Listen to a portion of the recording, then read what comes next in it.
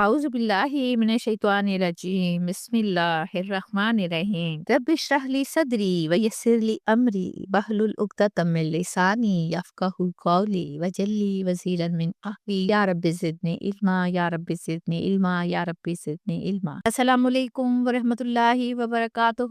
آپ سب کیسے ہیں؟ مجھے امید ہے آپ خیریت سے ہوں گے۔ اللہ تعالیٰ آپ کو اپنے حفظ و امان میں رکھے، آپ کے لیے آسانیاں فراہم کرے، اور میرے تمام بچے یا میرے جو سننے والے ہیں، میرے ویورز ہیں، جہاں بھی ہیں، اللہ تعالیٰ آپ کو داعیہ دین بنائے۔ ایک سٹیپ بڑھائیں، پھر ایک سٹیپ اور بڑھے گا، پھر ایک سٹیپ اور بڑھے گا، تو انشاءاللہ سارا کچھ آسان ہو جائے گا۔ کبھی بھی کسی کام کو مشکل نہ سمجھا کریں پلیز۔ آئیے دیکھتے ہیں ہم نے پچھلے لیسن میں کیا پڑھا۔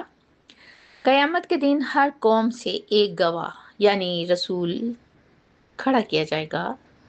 نبی پاک صلی اللہ علیہ وآلہ وسلم بھی گواہ کے طور پر پیش ہوں گے، جن پر ہدایت اور رحمت بھرا قرآن پاک اتارا گیا۔ اللہ تعالیٰ عدل و احسان اور قرابت داروں کا حق ادا کرنے کا درس دیتے ہیں، اور فحاشی، بے پردگی اور برائی سے روکتے ہیں، اور خاص طور پر قسموں کو پورا کرنے کی تلقین کرتے ہیں۔ آج ہم پڑھیں گے سورۃ النحل کی آیت نمبر 92۔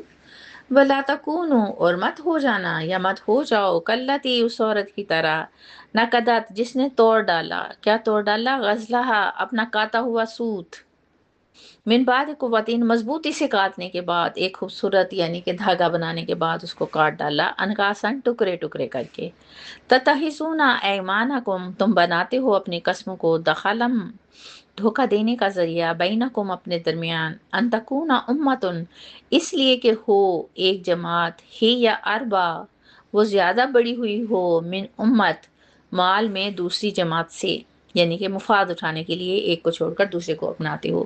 انما یبلوکم اللہ بھی، بے شک اللہ صرف آزماتا ہے تمہیں اس عہد کے ساتھ، ولا یبینن لکم، اور یقیناً ضرور وہ واضح کر دے گا تمہارے لیے، یوم القیامتی، قیامت کے دن، ما کنتم فیہ تختلفون، اس سے جو تھے تم اس میں اختلاف کرتے، یعنی کہ جو تم لوگ جن کاموں میں یا جن باتوں میں اختلاف کرتے تھے، اللہ تعالیٰ اس کو واضح کر دیں گے۔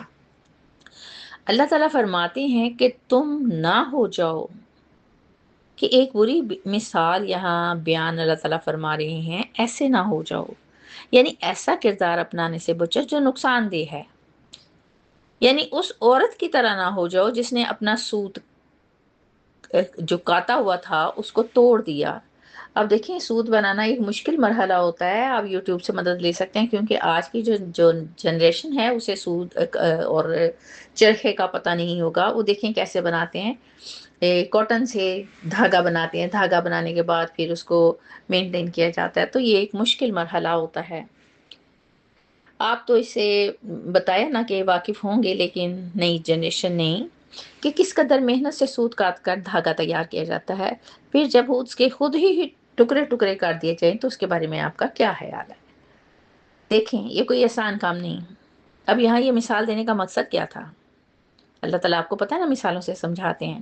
اللہ تعالیٰ فرماتے ہیں وہ لوگ جو اپنی محنت، عہد اور نیکیوں کو خود ہی ضائع کر دیتے ہیں۔ دیکھیں ایسا کیوں اور کیسے ہوتا ہے؟ کوئی کون کرے گا اپنی نیکیوں کو خراب؟ کیوں کرنا چاہے گا؟ اب یہاں محنت سے مراد صرف دنیاوی کام نہیں ہے، بلکہ نیک اعمال ہیں، اچھے تعلقات ہیں، وعدے ہیں، اعتماد ہے۔ عزت کا مقام آپ جانتے ہیں کتنی مشکل سے حاصل کیا جاتا ہے، پھر ہم اسے خود ہی ضائع کر دیتے ہیں۔ کیسے؟ ہم اسے وعدہ خلافی کر کے، دھوکہ دے کر، جھوٹ بول کر، فراڈ کر کے، یا وقتی فائدے کے لیے خود ہی ضائع کر دیتے ہیں۔ نیکی بھی کی، ضائع بھی خود ہی کیا، رزلٹ زیرو۔ یہاں دیکھیں، عقل اور ہدایت کے باوجود انسان ایسے فیصلے کرتا ہے جو محنت کو ضائع کر دیتے ہیں۔ ایسے ہی انسان اپنی نیکیوں کو اپنے ہاتھوں برباد کرتے ہیں۔ یعنی اللہ تعالیٰ فرماتے ہیں کہ تم اپنی قسموں کو آپس میں دھوکہ دینے کا ذریعہ بناتے ہو، اور ہم سے بہتر تو اللہ تعالیٰ ہمارے بارے میں جانتے ہیں نا، اس سے بہتر کون جان سکتا ہے؟ یہاں ایمان سے مراد قسمیں ہیں، دھوکہ دینے اور یقین دلانے کے لیے بے دریغ قسموں کا استعمال کرتے ہیں۔ بظاہر وعدہ کرتے ہیں لیکن نیت دھوکہ دینے کی ہوتی ہے۔ اب ان قسموں اور وعدے کے پیچھے راز کیا ہے؟ اللہ تعالیٰ فرماتے ہیں کہ تمہیں کوئی زیادہ فائدہ مند और ताकतवर फरीक ढूंढना चाहते हो, एक को छोड़कर दूसरे से मिलना चाहते हो जो ताकत में ज्यादा हो, माल में ज्यादा हो और दबदबे में ज्यादा हो, और अगर वो मिल जाए तो पुराने अहद छोड़ देते हो। ये तो मुफाद परस्ती की इंतहा है ना। और फिर अल्लाह तो अल्लाह ही है, वो हमारे इन्हीं रवैयों से हमें आजमाते हैं। यानी ऐसे हालात हैं तो समझ लें कि आप आजमाइश में हैं। और यही तो पता चलता है कि हम कहाँ तक अपने ईमान को मजबूती से थामे रखते हैं। हम लोगों ने जहां मफाद देखा वहीं डेरे जमा लिए, तहाइफ का लेन देन शुरू कर दिया, मतलब निकल गया थे तू कौन थे मैं कौन। अल्लाह ताला फरमाते हैं मत समझो कि मैं तुम्हारी इन हरकतों और रवैयों से नावाकिफ हूँ। क़यामत के दिन सारे नामाए माल के लिफाफे हाथ में दे दिए जाएंगे, कोई धोखा कोई फरेब नहीं चलेगा। और फिर वहां तो इन इख्तलाफात का फैसला अल्लाह ताला कर देंगे जिनके बारे में हम दुनिया में झगड़ते रहे। तेरा फिरका काफिर, मेरा फिरका खालिस। है शिया खराब, सुन्नी नेक। नेक वही है जो अल्लाह ताला के करीब मुत्तकी है। कैसे पता चलेगा? अल्लाह ताला फरमा चुके हैं काला है गोरा है, कहाँ है। अल्लाह ताला के करीब वही है जो मुत्तकी हैं। देखें अगर मुफाद के हाथ मुल्क कौमें मुआशरे या खानदान अहद तोड़ने लगे तो मुआशरा तो तितर बितर हो जाएगा ना। आइए एक वादा करते हैं, हम अपने अंदर को साफ करें हर बुराई से, हर मुफाद से। अच्छा फर्ज कर लें हम में बहुत सी बुराइयां हैं, तो ऐसा करते हैं आज एक बुराई को लेते हैं, उसका गला घोंटते हैं, वादा करते हैं कुछ भी हो जाए मैंने ये बुराई नहीं करनी। 2-4 दिन उस पर अमल करें, फिर अगली बुराई को देखें, कुचल दें उसको पैरों के नीचे। तो क्या होगा? अंदर से भी खूबसूरत हो जाएंगे, बाहर से भी खूबसूरत हो जाइएगा।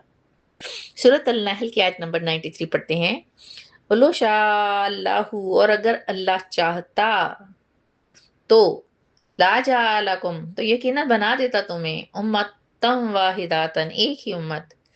वलाकिन युदिल्लु, और लेकिन वो गुमराह करता है, मैं ये शाह जिसे चाहता है, वह यहदी, और हिदायत देता है मैं ये शाह जिसे चाहता है। वला तुसअलुन्नु, और यकीनन जरूर तुम पूछे जाओगे, फिक्र ना करो, अम्मा कुन तुम तामलून, इसके बारे में जो तुम किया करते थे। सबसे पहली बात यही इस आयत में है कि अगर अल्लाह चाहता, यानी कि ये हाल के कायनात चाहता, अब हम चाहते या तुम चाहते या कोई और चाहता, कोई कौम चाहती है, नथिंग, मामला ही नहीं है ये। सिर्फ अगर अल्लाह चाहता, यानी कायनात के खालिक अगर चाहते तो क्या करते? कुछ भी कर देते। लेकिन यहाँ अल्लाह ताला ने अपनी कुदरत कामला का जिक्र फरमाया है कि वो हर चीज पर कादिर हैं। हम जानते हैं ना ये बात। अल्लाह ताला फरमाते हैं कि वो सबको एक ही उम्मत बना देते हैं।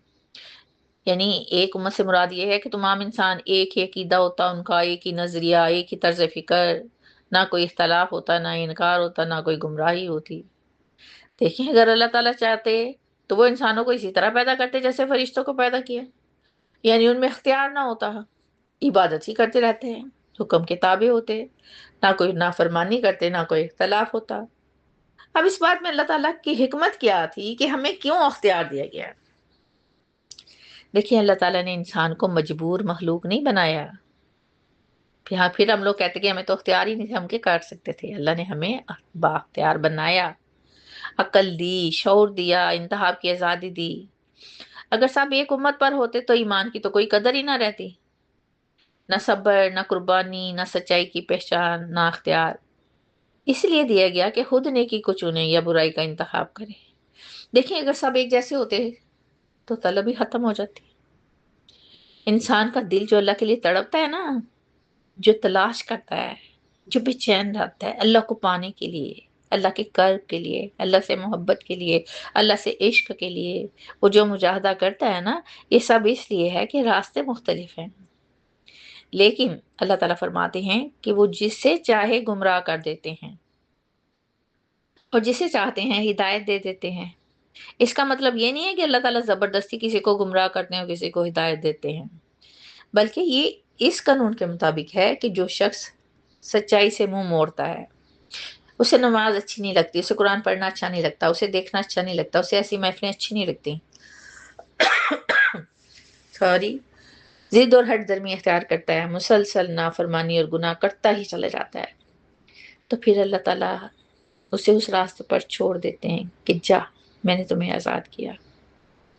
اور جو شخص اخلاص کے ساتھ، دل کے پورے خلوص کے ساتھ، اچھی نیت کے ساتھ اللہ کی ہدایت کے راستے پر چلتا ہے نا، تو اللہ تعالیٰ بڑھ کر اسے تھام لیتے ہیں اور ہر راستہ اس کے لیے آسان ہو جاتا ہے۔ کیا چلنے کو دل نہیں کرتا اس راستے پہ؟ اس لیے مختلف راستوں کا ہونا ایک امتحان ہے، تاکہ معلوم ہو سکے کہ دل کے اندر کون بستا ہے، شیطان یا رحمان۔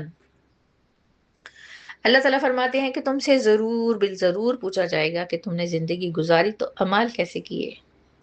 دیکھیں، تھوڑا غور کریں تو ہدایت اور گمراہی صرف ظاہری راستے نہیں ہیں، بلکہ یہ دل کی حالتیں ہیں۔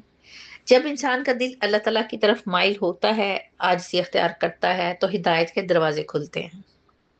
لیکن جب دل میں تکبر، ضد اور انا نفس کی پیروی بڑھتی ہے، تو آہستہ آہستہ دل پر پردے پڑنے لگتے ہیں، داغ لگنے لگتے ہیں۔ ایک داغ کے ساتھ دوسرا داغ ملا، دل کالا شروع ہونا ہو جاتا ہے۔ جب کالا ہوتا ہے، سیاہ ہوتا ہے، تو پھر وہ ٹھپا لگ جاتا ہے گمراہی کا۔ ہدایت ایک نور ہے جو اللہ دل میں ڈال دیتا ہے، لیکن یہ نور اسی دل میں آتا ہے جو نرم ہو، خالص ہو، حق کا طالب ہو۔ میری دعا ہے اللہ تعالی ہم سب کو ہدایت کا نور عطا فرمائے۔